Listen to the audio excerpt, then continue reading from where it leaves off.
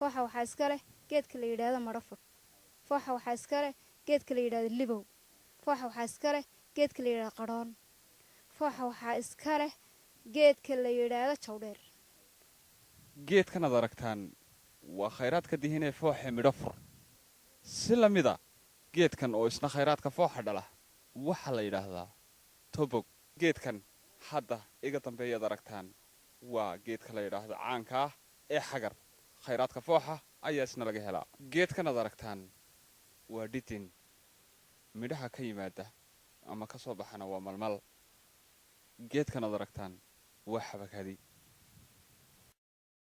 dhowaan u bay ahayd markii abidi siyaasadda maalgashiga khayraadka dabiiciga ah lagu maalgashanayo deegaanku ay furfurantay kadib isbeddelkii deegaanka iyo dalka ka yimid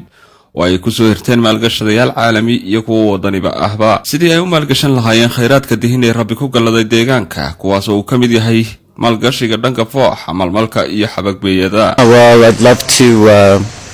see some of the frankincense and myrrh trees, the coniferas and boswellia trees, see the communities that harvest the plants and see if we can do some work together.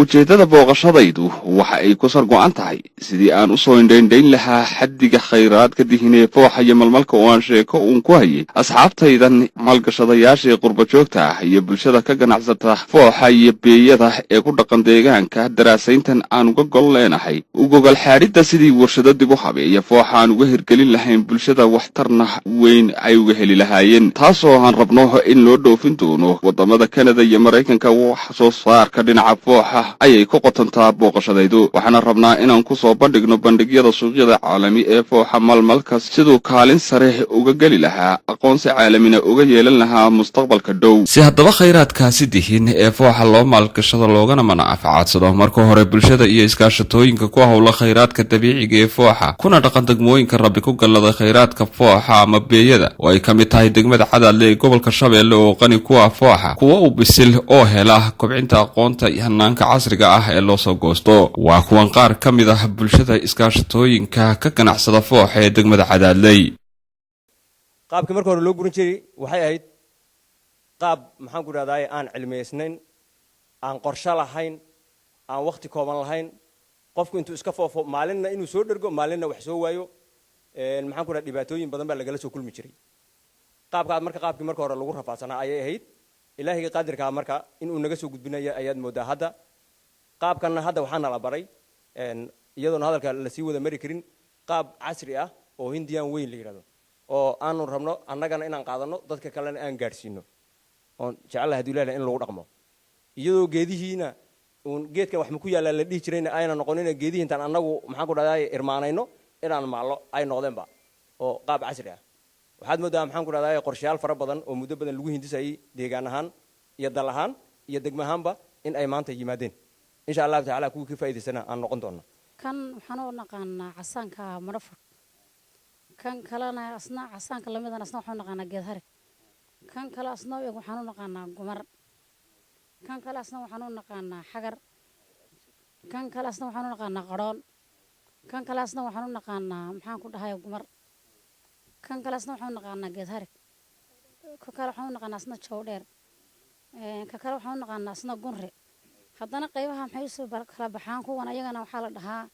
halkana waxaa laga dhahaa garwistaag waana madow midabkooda marka kan asna marka waxaan u kala naqaanaa xanjada in si loo kala saaro midkan casaanka geed hariga inay lagu dhex daro ciid lagu dhex guro suus isugu dhigin oo loo kala ilaaliyo kan marafurka marka suus iskuma dhiga haddii macnaha soo sidan loo dhigo marka qaabkaasaan u kala naqaanaa muddo 10 sano ka badan baan ka xamaalin jiray carruurtaan sidaan ugu biyeysan jiray marka wuxuu leeyahay faa'iido badan iyo wax soo saar badan oo dadku ay garanayaan khayraadka dabiiciga iyo faa'iido badan oo dhow si lamida maxay tahay taageerada iyo taakulada ay ka helaan xafiisadii u xilsaarnaa si haddaba jawaab waafi aan uga helno madashani waa tababar xafiiska beeraha iyo horumarinta khayraadka dabiiciga ah iyo xafiiska cilmi baarista dawladda deegaanka Soomaalida xubno khabiir ah oo ka socda ay u hayeen dhinacyada taageerada xirfadda casriga ah ee soo goosashada fooxa sidii ay uga hagaagsaaleyn lahaayeen waa kan madaxa waaxda khayraadka dabiiciga ah Mudane Shamsuddin Maxamed Bedel oo bulshadaasi haga tusaaleynaya iskaashatooyinka fooxa iyo malmalkiiyo ka ganacsada xabakadiidana sidii garaadkooda aqooneed kor loogu qaadi lahaa ayuu tababarku maaragtay ku saabsan yahay oo waa hab casriya dhowr nooc baa jira traditional waygiiyo maaragtay qaabkii hore maaragtay habkii hore loo isticmaali jiray haweenkii carruurtantii la diro ay geedka magaranaysaa soo xabxaabi jireen hoostiisa wixii ku jira habka waxaa loo arkay inuu mid daala yahay maaragtay wixii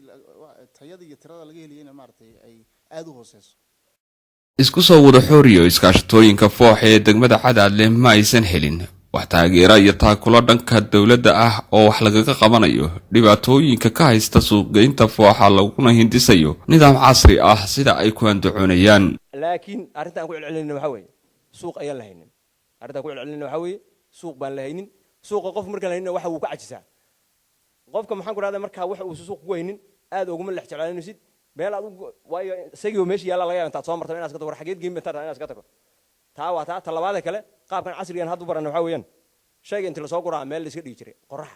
ma ku fiican tahay ma ku xun tahay war oomay hadda laakiin waxaan la baray qaababka kala duwan aan xanjada sida loo xadhiyo ee loo ilaaliyo muddo dhowrka maalmood ay kala angagayso marka dambe si fiican u angagto isma qabanayso marka isagana qaabkii loo kaydin lahaa isku nooc ma kuna qoyaanku ku fiican yahay inuu isaysto kuna angaygu ku kala fiican yahay qaabkii loo kala kaydin lahaa darsayaashii iyo qaabka loo dhisraa taana waxaan uga mahad celinaynaa xafiisyadii maxaan ku raadin cilmiga keenay